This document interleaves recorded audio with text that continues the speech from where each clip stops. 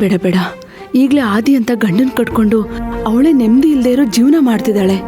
ಜೊತೆಗೆ ಮಗು ಇಲ್ಲ ಅನ್ನೋ ಸಮಸ್ಯೆ ಬೇರೆ. ಇಂಥ ಸಮಯದಲ್ಲಿ ನಾನು ಕಾವೇರಿ ವಿಷಯ ಹೇಳಿದ್ರೆ ಅವಳು ಇನ್ನೂ ಕೊರಗ್ತಾಳೆ. ಬೇಡ, ಈ ವಿಷಯ ಪೂರ್ಣಿಗೆ ಹೇಳೋದೇ ಬೇಡ.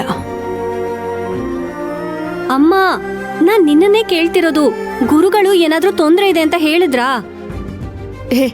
ಆ ಥರ ಎಲ್ಲ ಏನೂ ಇಲ್ಲ ಅಂತ ಬೆಳಿಗ್ಗೆನೆ ಹೇಳಿದ್ನಲ್ಲೇ. ಮತ್ತಿನ್ನೇನ್ ಯೋಚನೆ ಮಾಡ್ತಿದ್ಯಾ? ಏನಿಲ್ಲ ಕಣೆ, ಗುರುಗಳು ಪರಿಹಾರಕ್ಕೆ ಅಂತ ಒಂದೆರಡು ಪೂಜೆ ಹೇಳಿದ್ರಲ್ಲ, ಅದ್ರ ಬಗ್ಗೆ ಯೋಚನೆ ಮಾಡ್ತಿದ್ದೆ. ಹಾಗೆ ನಿಶ್ಚಿತಾರ್ಥಕ್ಕೆ ತುಂಬಾ ಕಡಿಮೆ ಸಮಯ ಇದೆ. ಎಲ್ಲನೂ ಹೇಗ್ ನಿಭಾಯಿಸೋದು ಅಂತ ತುಂಬಾ ಚಿಂತೆ ಆಗ್ತಿದೆ ಅಷ್ಟೇ. ಅದಕ್ಯಾಕಮ್ಮ ಯೋಚನೆ ಮಾಡ್ತಿದ್ಯಾ? ನಿನ್ ಜೊತೆ ನಾನಿದ್ದೀನಿ. ಸಣ್ಣ ಪುಟ್ಟ ಕೆಲ್ಸಗಳಿದ್ರೆ ನೀನ್ ಅಳಿಯಂಗ್ ಹೇಳ್ಬೋದು, ಇಲ್ಲ ಸರ್ಸೂನು ಇದ್ದಾಳೆ. ಜೊತೆಗೆ ನಮ್ ಬೆನ್ ಹಿಂದೆ ರಾಮ್ ಸರ್ ಫ್ಯಾಮಿಲಿನೂ ಇದೆ.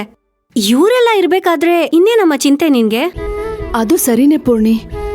ಜಾತಕ ಹೊಂದಾಣಿಕೆ ಆಗಿ ಎಂಗೇಜ್ಮೆಂಟ್ ಡೇಟ್ ಫಿಕ್ಸ್ ಆಗಿರೋ ವಿಷಯನ ಆದಷ್ಟು ಬೇಗ ರಾಮ್ ಸರ್ ಫ್ಯಾಮಿಲಿ ಅವ್ರಿಗೂ ತಿಳಿಸ್ಬೇಕು.